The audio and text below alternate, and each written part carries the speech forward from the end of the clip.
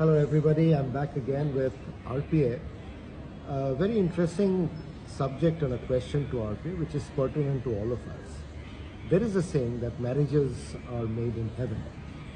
Now, I would like to know, is it in fact true? Because when two souls meet or when two people meet, my belief is it's not by chance. It has happened, it is designed. So your views on this? Again, it's a great question. So let me give you first about sharing you the truth about how this marriage or in fact any relationship, close relationship takes place.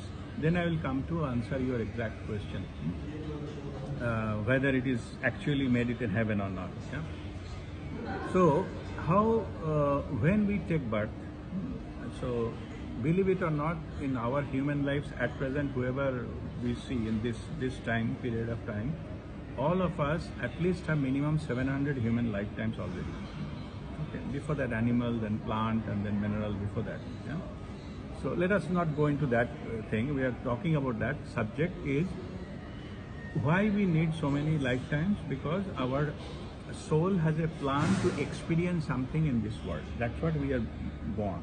You know, the Creator created us to have multiple experiences, and that all the experiences are not possible in a single lifetime. So time is limited because we have a lifetime. We cannot, live unlimitedly. So we have to come here and experience different things. So like soul may choose to experience like a male and female, different lifetimes. Maybe born in Europe, or maybe some Asian countries, or maybe African countries, and all different countries, different culture, different time scale historically. Because the humanity evolves in the different part of the cultures are different religion. Then also within a family we like to born as the eldest and the youngest and the middle somewhere and all this kind of thing. All permutation combination soul likes to experience the life itself. So that is the purpose of the soul. But what happens is also when we incarnate, then we are also having contract with our Creator, which is called free will contract. Means once you have taken birth, nobody interferes. It is our choice. What are the free will? We have a thoughts, words and action. Whatever we are going to think, whatever we are going to say and whatever we are going to do, nobody comes in between. Completely ours. This moment, whatever we are going to do. As we have a free will choices, so then also not necessarily we'll follow exactly what is our soul's plans are. In general, it will go to that direction, but by our free will, we can make a detour and things like that. Okay. Let us stop it here and then come to the relationship part of it. Before we take birth, normally, whomsoever we have any experience to have with some other person. Suppose we wanted to have an experience of marriage. So it will have definitely two persons should be there. If somebody has having the experience of having a child, so that naturally they need to be parent first and then get married, then the child will come and so forth. Like, so that means not it only our wish is not good enough. We need to have multiple characters so that we can have a different permutation combination of relationship experience. Okay. Now, suppose what happens is when we take birth and having certain kind of relationship, then we deviate from our original plan and with something called we bind karma. Karma means it was not in your plan, out of your free will you have done something, means you have disturbed the equilibrium energetically. Like I give an example of pendulum. Pendulum has shifted to one side. It cannot stay there. This is a neutral position. It has to come back equal and opposite and before coming back to the neutral. Okay. This part is the karmic equation that we get on ourselves over and above our soul's plan.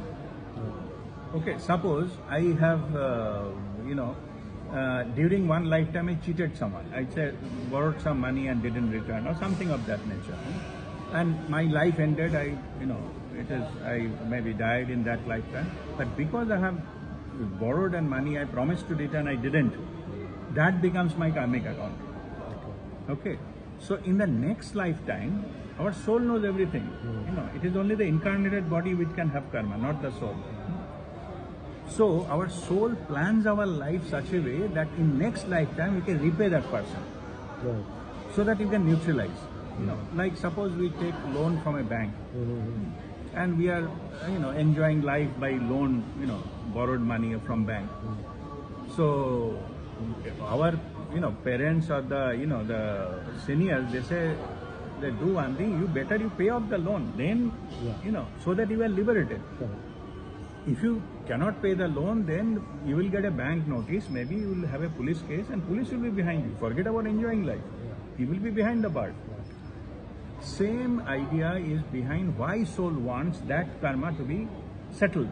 Yeah. Because you want to get liberated. You come to an energy neutral position. Okay. In this, so they, to whomsoever we harm, they bring them together. Huh. So that is not by coincidence. It is by the soul's plan. Both characters. Okay. They don't know consciously, and so that they can settle their karmic thing. So saying so, in the those to whom we have many karmas, it is not that one meeting everything can be solved. Okay. If you have a big karma, they appear in our next life as our close relatives.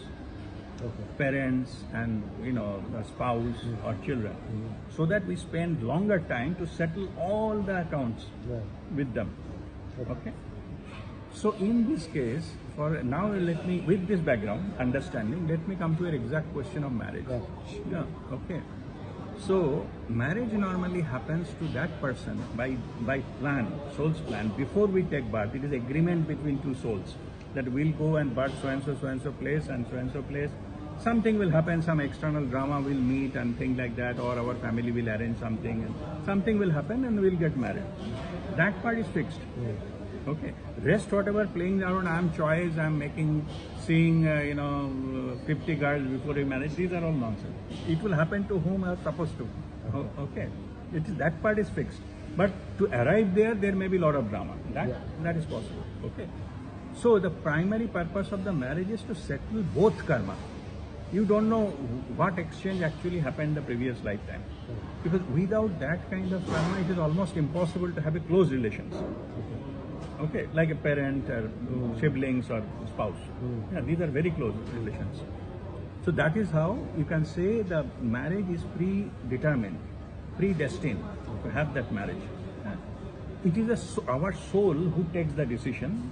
If you consider that it is decided by the heaven, so be it. But it is actually the decision of both the souls to settle our own karma. So Previous life karma. in effect, it means this close connection. Yeah. There was some connection in the past. Oh yes, obviously.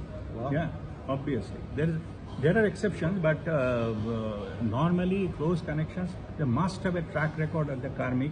The birth is karmic. Unless until you get enlightened, then you don't have any karmic baggage. Right. Yeah, you come here just to help others, but before that it is like that. Okay. Now let come to that. People they say that it is marriages are made in heaven and spoiled on earth. No? So how that happens? Actually, there is some saying, but it is not 100% truth. Means, in fact, those who have a lot of enmity with us, okay, because we have done a lot of problem with somebody in the previous lifetime, they born as our spouse this lifetime. Interesting. There is some truth in it. Okay. Yeah. It's not has to be. Reverse is not true. Both husband and wife always they are enemies. No. Yeah. But most likely because both of them having so much enmity, they need to settle, come together, and that's why, as our soul knows, inner calling is always give that kind of negative signal, so that in the marriage we see a lot of tussle. Yeah. Because that past life memories of that enmity is still continuing. Okay.